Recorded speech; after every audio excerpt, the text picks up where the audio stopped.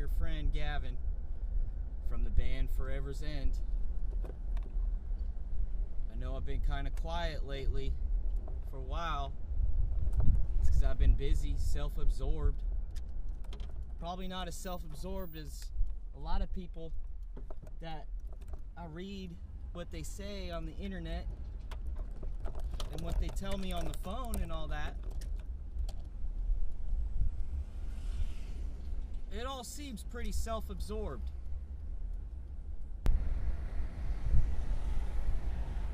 You know, I've been kind of upset and keeping to myself. But there's been some things that are very specifically getting me upset. And it's not because it's not because I don't have any control over it. It's because I do have control that's getting me upset. And the control I'm talking about is that having people in your life that you shouldn't have in your life. For instance, Marcus and Daisy May and I left California for many reasons. I could give you like 20 reasons. But the best reason that I can think of is that most of the people there, and I'm speaking in general, but I'm also speaking of my own family and friends, and I'm not being specific because I know you guys know you love me and you've done so much for me, and that's what's so amazing about my family. But there's still people sitting there on the sidelines that I consider my family that are just straight up talking shit. And they're not necessarily talking shit about me. They're talking shit about Marcus. And which is weird because don't they know that anything you say about Marcus Damien, you're basically saying about me? I mean, he might have an opinion about something, but when you group him into a category or you subjugate him to ostracization, you're doing that to me because, see, it's not that we're twins and I'm not Marcus's clone. We've been best friends for a while, much to the disliking of others probably. I don't know, because I don't care what people think. I only care what they do. And what I've been watching people do is straight up be mean and wrong to Marcus. And I've been watching this my whole life. Now, I'm 33 years old, and I've been friends with Marcus and his buddy since I was 12. And Marcus doesn't go make friends with kids all the time. He respects kids. And the job that he does, children look up to him. And, I've made decisions in my life to do certain things based on the kids. And, for instance, I quit a job once because I knew kids were watching me and that they would not like the job that I had. The type of job isn't important. A job is a job. But I quit that job as soon as I started to realize that children I don't even know recognize me from the television and from the internet. So, I'm in the public eye and I act accordingly, not because I've got something to hide or because I'm devious and have malintent. It's because that I respect the children. And yeah, there's some stuff I say that people don't agree with. But guess what? It's okay for children to hear and read and see. Because guess what? That they hear, read, and see is me and others standing up for them. So, I only go on Facebook maybe once every 2 weeks. It's because I'm very unpopular.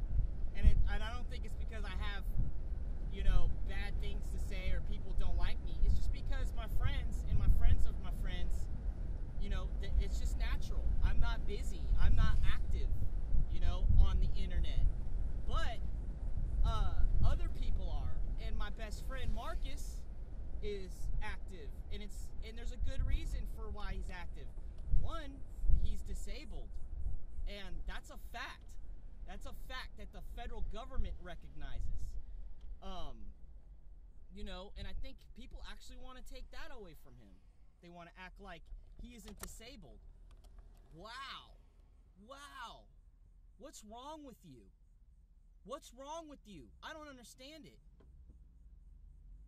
So there's that. And then, you know, Marcus has always been the kind of person, from what I can see, who says it how it is, how he sees it, how he's lived it.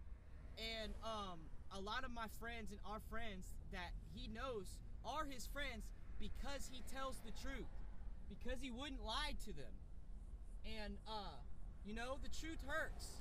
And what I'm seeing is a whole lot of people that love Marcus or loved Marcus, some of which he saved their lives, and then they're going to ostracize him or they're going to demonize him for his opinion, and they're not even going to stress or talk about the issue of his opinion, the reason why he has this opinion, what the opinion is. So to me, there's some kind of really strange funny business going on, and a whole lot of disrespect and lack of love towards somebody who's done nothing but love the world most of their entire life, especially since he came back from the dead. Now, whether you believe that or not, I don't care, because there's certain facts that occurred that are the truth and tell you so. For instance, if you don't believe Marcus died, why does the doctors that revived him from death, why do they think he died? So you're not a doctor, but you're going to say somebody didn't die when you don't have the medical background to say whether someone died or not. You've never saved somebody's life the way a doctor saved lives. So that's what I don't get, is this judgment. It's just wrong. You know, I'm not here making this video so I can blast you with what I think should be. I'm just telling you what I think and feel so that you know who I am and can judge me based on the actions I make, not based on what I think or say. Because if you've noticed, I've been kind of quiet because I don't jump onto Facebook and jump onto some of these social websites and get involved. There's a couple things I'll chime in on, but that's about it. What I noticed too is people who probably should be getting involved only chiming in, and I want to say that I'm probably one of those people, and I'm not excluding myself as somebody who doesn't deserve to be scrutinized. You know, I mean, I'm about as popular as the next guy, but my friend Marcus, he's very popular, and I can't help that his popularity trumps me. I haven't done the things he's done. I haven't been where he's been. I haven't faced the challenges that he's faced. I haven't raised kids. I haven't had a wife. There's all kinds of things this man has done that are amazing and that I'm proud of. There's very little that he's done that I can say that I disapprove of. So if you disapprove of Marcus, you might as well disapprove of me. If you're somebody who defriended Marcus, or you became his enemy because of something he said on Facebook, I think you should consider defriending me and not listening to what I have to say anymore. Because guess what? If you're that kind of person, I don't want to know you. Never did want to know you. That's the truth. So thank you for not bringing all this crap into my life, and thank you for appreciating my honesty and not judging me for it. And by the way, thank you for considering protecting the children every time you go to do something that might be questionable.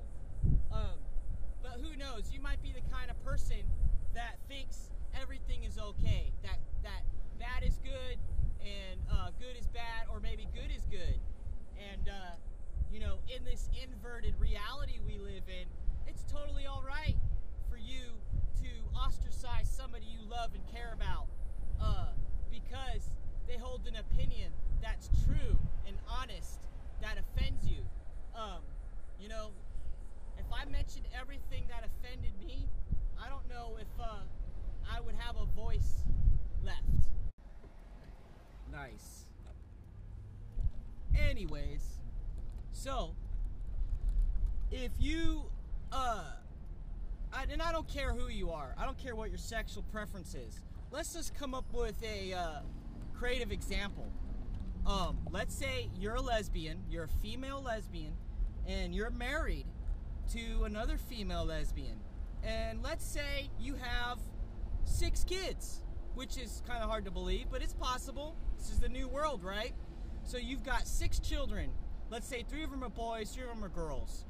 2/3 of the children are sexually ambiguous, as in they're children. They don't know what sex is, right? But let's say 1/3 of the children are curious. Let's say they're, I don't know, ages 7 to 10. What do you do with children that are 7 to 10 that are sexually curious? One, you find out, where does the curiosity come from?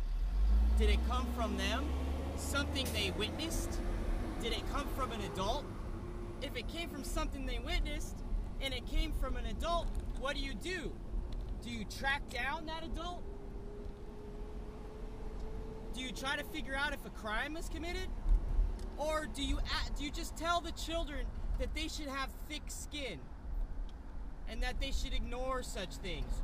Or maybe you're inclined to say, oh, now it's time to talk to them about sex because they were possibly molested. So you waited till your children, hypothetically speaking, were molested before you start talking to them about sex. This is if you're a hypothetical couple, a lesbian couple, because then again, it doesn't matter if you're lesbian. Let's say they're 2 gay guys. 2 gay guys married with 6 kids, same situation. They find out 2 of their kids have been molested. Okay, what do? Do they tell them you should have thick skin and put up with it because that's what happens to children? Or do you stand and fight for your kids? That's what I don't understand, is this topic of debate has to do with the Boy Scouts, which are children, and the people that are responsible for their well-being, which are the cabin leaders.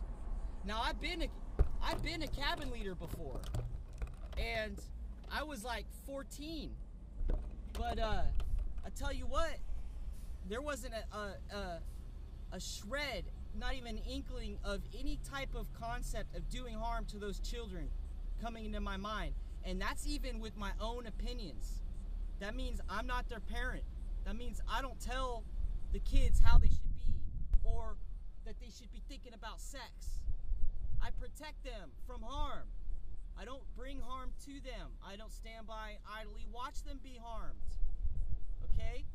So, I mean, if you think that's all right, just to stand by and watch children be idly harmed, to stand by idle and watch them to be harmed, I'm going to say there's something wrong with you that has nothing to do with your sexual preference or your background in life or what you choose to do with your body, because guess what? It doesn't matter, because you've decided to do something to a child. I don't know how anybody who could be listening to my voice could think otherwise.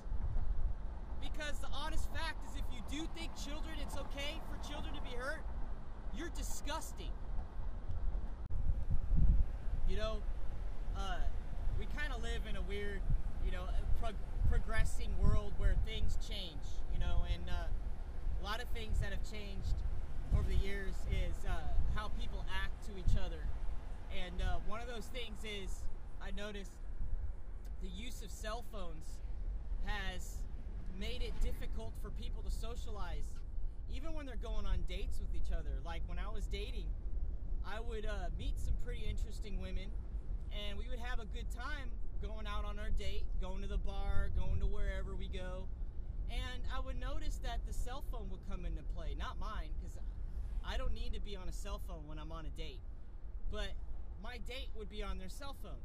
Now, I'm just letting you know that that's a complete complete turnoff. And if I'm on a date with the girl, you know, I'm gonna just tell her it's not working out. And I'm not gonna tell her why. I'm just not gonna see her anymore. And if she really, really presses me, I'm gonna say because you use your cell phone when you shouldn't be, because you're rude. You know, and another thing, if I find out, like if I'm going out with a girl and I find out she's texting or calling me while driving, I'm gonna dump her. The reason why is because how else is she gonna learn her lesson? I'm not gonna love somebody that doesn't care enough to love themselves enough to refrain from using a text and a phone while driving. Like, here I am speaking to my significant other, and she tells me she's on the road driving. And I'm thinking to myself, I'm horrified, because I'm thinking in the next couple seconds she's dead. Is that hysteria, or is that like the honest truth? Because, I mean, come on. I don't want to be involved in somebody like that. So, you know, are you going to be friends with somebody who's going to risk your life, put you in danger, risk the lives of children, put them in danger? Think about that as you consider jumping on the bandwagon that you want to jump on and jump off of at your leisure because it's trendy and it's cool.